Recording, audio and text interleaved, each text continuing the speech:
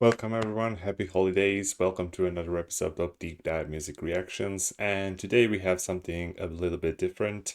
Today I will do a review of all the albums that I heard in this year, and that will be kind of a wrap up for 2024. And as you can see here on the here on the left or right, however you want. You can see all the albums that I heard this year, most of them on this channel with one or two exceptions. And yeah, we'll just try to rank them on this list, and maybe you will give me a couple of ideas of what should I check next, where should go. So yeah, without any further ado, let's start with ranking. And when looking at this list, I can definitely see that this was the year when I discovered or that I fell in love with U2. So let's start with their albums. I did Joshua Tree, Achtung Baby, and War. And the latest one that I did, War, I was super surprised how um, post-punk post-punkish it was.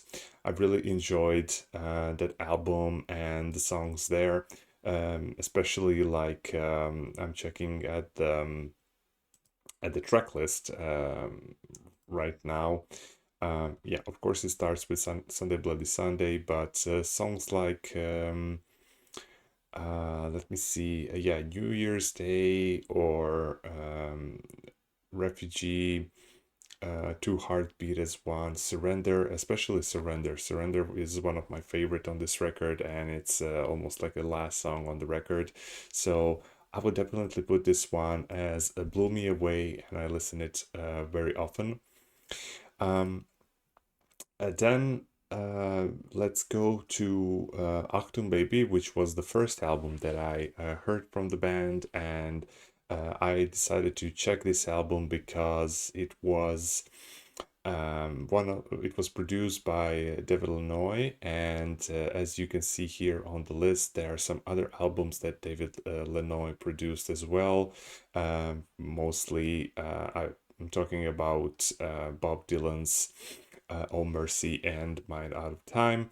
But for Achtung Baby, yeah, this was the first real, let's say, interaction with the band for me.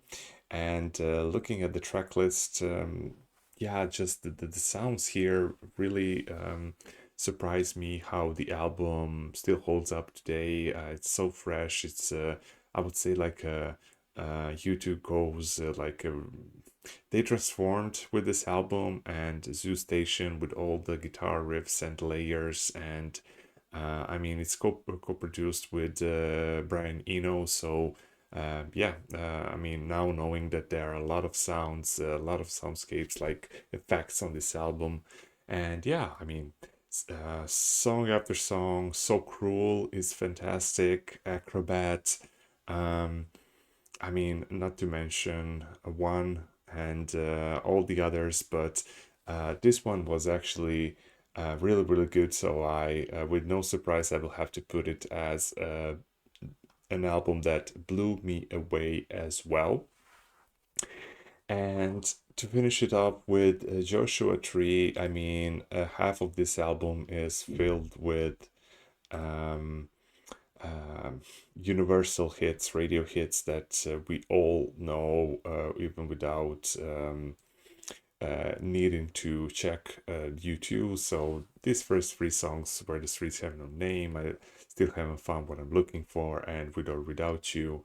Um, it's, I mean, it's like almost like 15 minutes of perfect songs, but others like In God's Country. I really enjoy that one.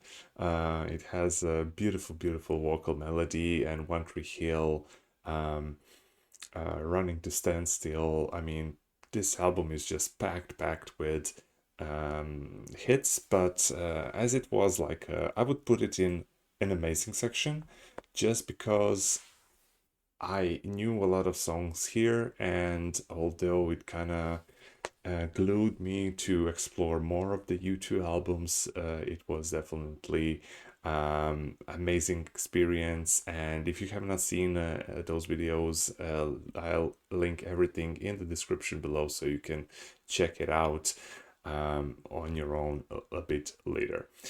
Um, yeah, let's see what else. Oh yeah, I actually did one more. Zuropa, and Zuropa is an album that was a follow-up to Octum Baby. And on Zuropa, a lot of you kind of pushed me in this direction to react to this record.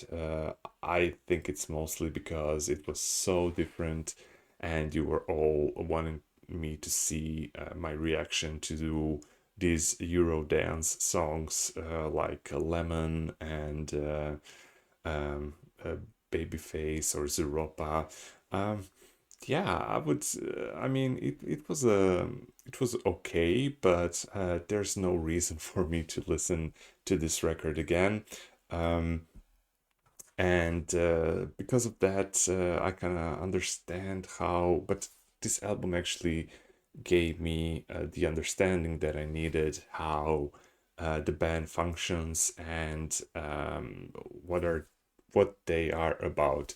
So as a next step for you two, I would definitely like to hear more of their 80s albums, especially Boy, the one that was prior to the war.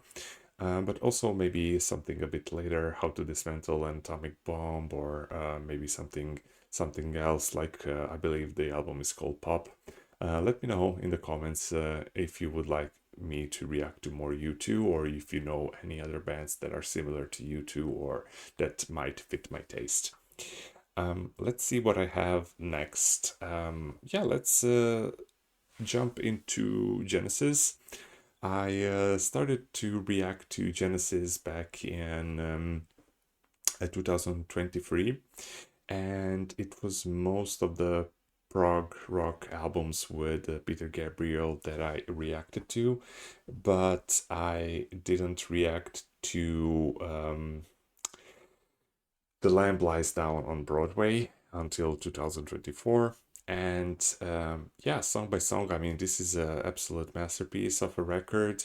I cannot say it's something that blew me away just because I won't say it's a bit too much to kind of understand or digest, but it's not something that I'm particularly looking for at the moment, or was looking for.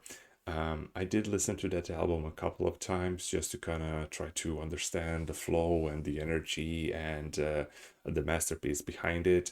And I will put this album in I enjoyed it, simply because I prefer the other albums of U2 that I heard over this one.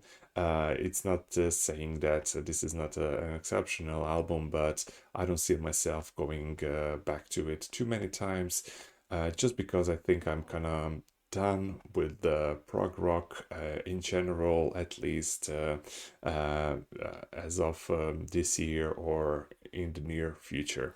But speaking of the songs, I mean, I really enjoyed Cuckoo Cocoon and let me see, uh, Carpet Crawl. Yeah, there are so many great songs. I'm just looking at the track list, and if I can remember any of these by heart, um, amazing. I mean, you can just, I mean, each side is like 23, 24 minutes. I mean, you can just listen to one side and be okay with it. It's exceptional album. What I did enjoy a bit more was Duke, again by the Genesis. And again, the reason why I enjoyed it more is because of the accessibility, a little bit more, let's say, relaxed, more poppier sound. And but still amazing songwriting here, and Phil Collins on the vocals. I would definitely like to hear more of Phil Collins records. I think he has much more to say in a sense that I didn't hear. And yeah, I really enjoyed the keyboards on this record, and it's still kind of. I was thinking actually about it the other day because I was watching the documentary that Drumeo did with Phil Collins. If you have not seen that, make sure you do so after this video. It made me thinking how a prog band can go to, let's say, lighter pop, radio friendly sound. But I don't think that there are many bands that can simplify their sound um, in a way that it kind of doesn't mock the image that they did in the past. They simply transformed into another band, and they were exceptional with and without Peter Gabriel. And for me, it's just a matter of preferences. It's all amazing music, so I will definitely put Duke in the I enjoyed it section, although it sounded a bit more like I it would be an amazing album, but for me it's something that I don't see myself going back to too many times. I will definitely listen to it again, but for now it stays in I enjoyed the section, but I will definitely like to hear more. I don't need necessarily to listen to this album uh, repeatedly over and over again. So to conclude, please let me know in the comments which Genesis albums from the 80s or without Peter Gabriel I should check in 2025. Um, yeah, let's jump into Dire Straits. Just give me a quick second here. So let's start with Brothers in Arms. I'm not sure. I believe this was the first record that I reacted by Dire Straits, and actually no.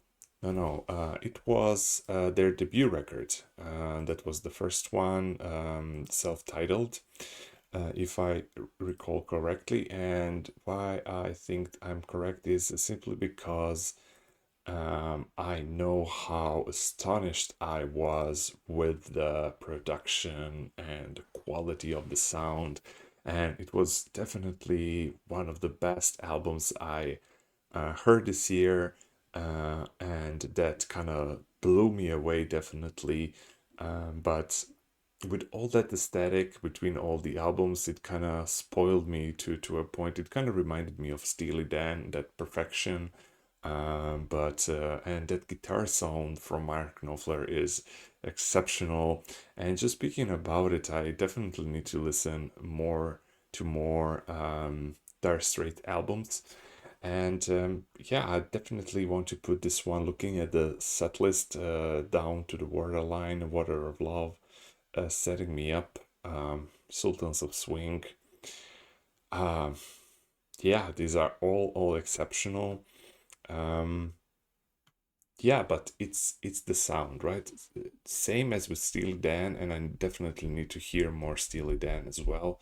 But this was exceptional experience to hear such a crispy, well produced album.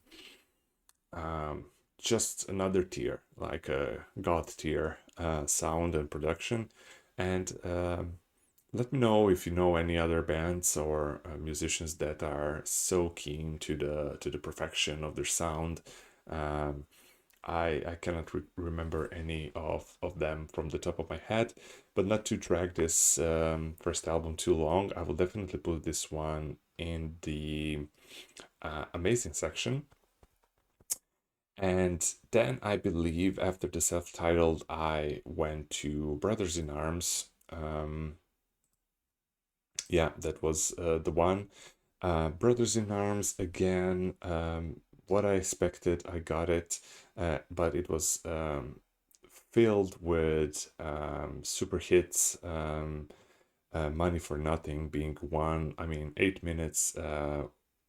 It's exceptional work. I mean, I really need to put this one in Blew Me Away, because although it was most radio friendly, most like compromise record I believe that they did. I kind of understood why it has its place in the top albums of all time, and for me, it really kind of showed me that I need to push more in the direction of Dire Straits and to enjoy more of their records. And album after album, I really, really enjoy this sounds here. Again, the level of detail. And speaking of level of detail, it's in Love Over Gold is where I remember there was like a thunderstorm sounds at the beginning of the record. Yeah, Telegraph Road, Private Investigations. I mean, this is an exceptional album. I will definitely put it in the amazing section. Um, it's I mean, it's like only 5 songs, but it has this very very unique vibe to it, and it's I mean, again, keyboards, drums, everything sounds so perfect. This is almost like a soundtrack to a movie, and yeah, I cannot add anything more. It's a really really nice one. And the last album that I heard from Dire Straits in this year was Making Movies. And I think many of you wanted me to react to Communique as well. I will definitely check it out in 2025. I will make myself a note as we speak. Just a sec, and Boy as well for now, and Genesis 80s. All right, we already have 3 records. So for making movies, Tunnel of Love, of course. Um, this was a kind of a mix. It was a hit or miss for me. Romeo and Juliet, I really didn't hit with me. Skate Away again, Express a Love. I would say this. I won't say this album is a filler. Don't get me wrong, but I kind of felt flat next to the these um, other songs. So for now, I will put it in the enjoy. I really enjoyed it, but not much that I um, to kind of come back to anytime soon. I guess we could go to Radiohead that I was reacting close to, well, in the Q4 of this year, in October, November, and December, I believe. And it took me a long time. I'm aware of Radiohead practically since 2000s, but I never gave them the opportunity because the albums that I heard on MTV or songs that I heard on MTV were from In Rainbows or some other albums that were popular at the time. But to go back to 95, 97, and 2000 and to hear the bands OK Computer and Kid A definitely made an impact on me, and to kind of at least appreciate it's not music that fully resonates with me. It's super cold, it's super distant, and especially kind of goes in the direction of Kid A. And I'm not a big fan of electronic music or electronic effects, but I do like certain types of electronic music, not this type, let's say it like that. So for me, OK Computer was definitely the best one that I heard. Um, Simply because it has best of the two worlds, best of the band's energy, the guitar riffs, and also the start of experimentation with the electronics and computers and whatnot. And it definitely is an amazing record that I will listen to many times in the future, and which I cannot say for Kid A. For me, it's an okay album to play once. I appreciate and I understand the value behind it, but it's not an album for me. And it's definitely looking at just at this list. It's well, actually, let's put it even lower. Well, no, I'll give it. I'll leave it in. It's okay for one play, um, with a potential. Um, let's rename this category. Give me a quick second. Maybe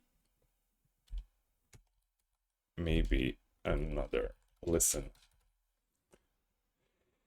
Um, Maybe I'll give it a try in the future, but for now, I don't see a reason why I come back to this album. And this leads me to yeah, to the sorry for this, to the bands. The bands is amazing record, a lot of hits. On this one, let me just quickly open the track list. If something stood out, um, maybe the one that kind of, yeah, I actually looking at the High and Dry, I believe, was one of the songs that I enjoyed, or Fake Plastic Trees. I mean, these all songs are kind of okay, but I'm particularly not into this sound, in this kind of, I won't say grunge, but it's like a British grunge in a way, but they definitely had their own sound that cannot be described, but let's leave it there. So for the future, I don't see myself reacting to um, how's that called, in Rainbows, or The King of Limps, or anything else that they might have, or just let me know. For example, is the band Smile something that I should check? If you're fans of the record, or Tom York's solo record, I remember that the cover with the black and white drawing. Um, Maybe that will be something interesting. But if it's purely going in the direction of artistic instrumentation with the electronic devices or instruments, it's not my cup of tea, unfortunately. Um, we are slowly going through these records, and I'm just looking what should we check next. And yeah, let's do um, Bruce Springsteen's "Born to Run." I There's a story that I told during the reactions, that I had a ticket to see Bruce, I believe last summer, and I decided to sell it because I had a very high ticket in the stalls. It was in the stadium, and I didn't know any of the songs, and I simply didn't want to go through it for 3 hours, being so far away, and then you cannot connect with the music. So I decided not to go. But hearing "Born to Run," I kind of fell in love with Bruce, and I would definitely like to hear more albums that are like this one, that are super energetic, super positive, super inspirational. It's just a good time of the 70s, but not in a disco way, or but like this. Um, I've really enjoyed this record. Um, Thunder Road. I mean, every song. 10th Avenue, Freeze Out, Night, Back Streets, and then Born to Run, to open side B with Born to Run. I mean, this is a phenomenal record. I enjoyed it very much. I would say it also blew me away. So I will put it in the top tier. It's definitely an album that I listen a lot, and I don't know where to go from here. I'm a bit scared that the next one might be a disappointment.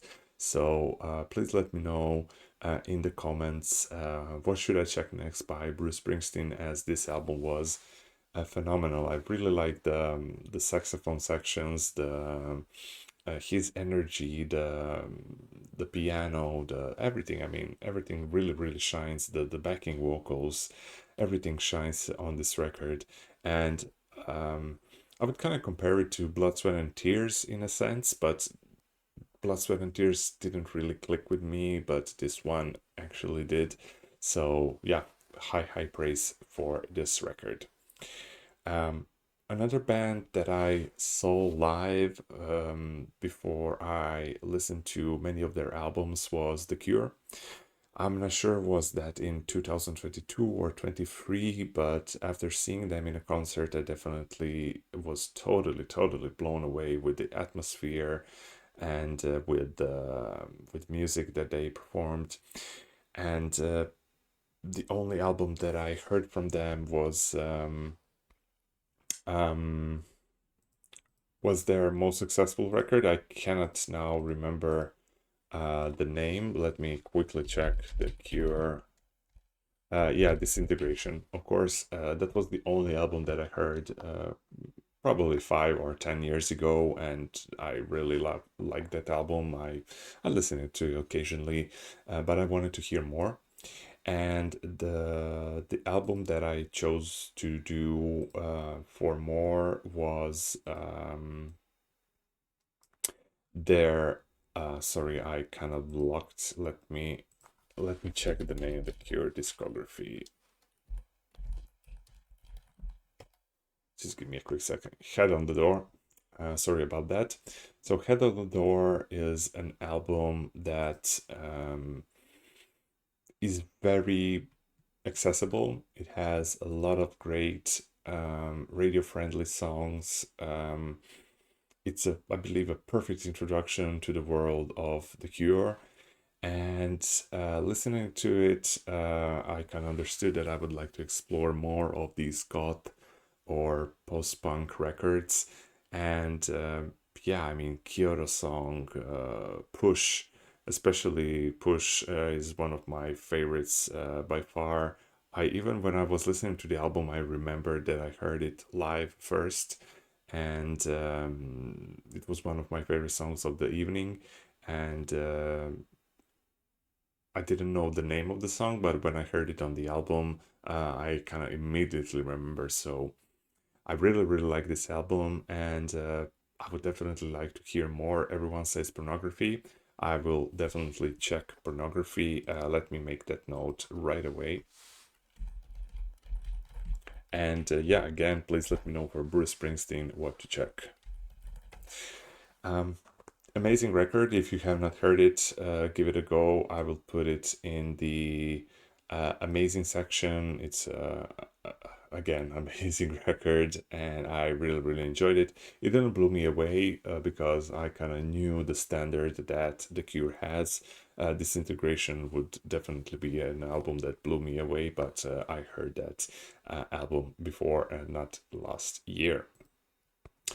Um, Speaking of the influences of Head on the Door, um, uh, Robert Smith mentioned that he was highly inspired by Susie and the Banshees, and that's the next album that we will review.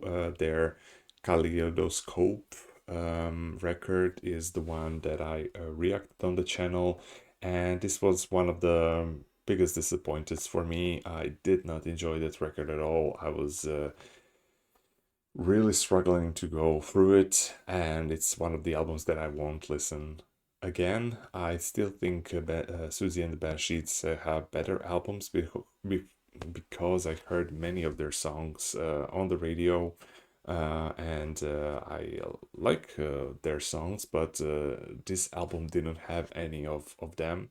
It was just too weird. It was too much experimentation with the vocals, with the sounds. Nothing really clicked. There was no melodies that kind of captured me, no hooks to kind of uh, be part of. So yeah, as we're hitting a 30-minute mark, I will pause the video here, and I would like to thank you for your attention. And I hope to see you tomorrow in the part 2 of this video, and I hope you enjoyed. Let me know in the comments what should I check next. Thank you so much for watching until the end. Until tomorrow, take care and bye bye.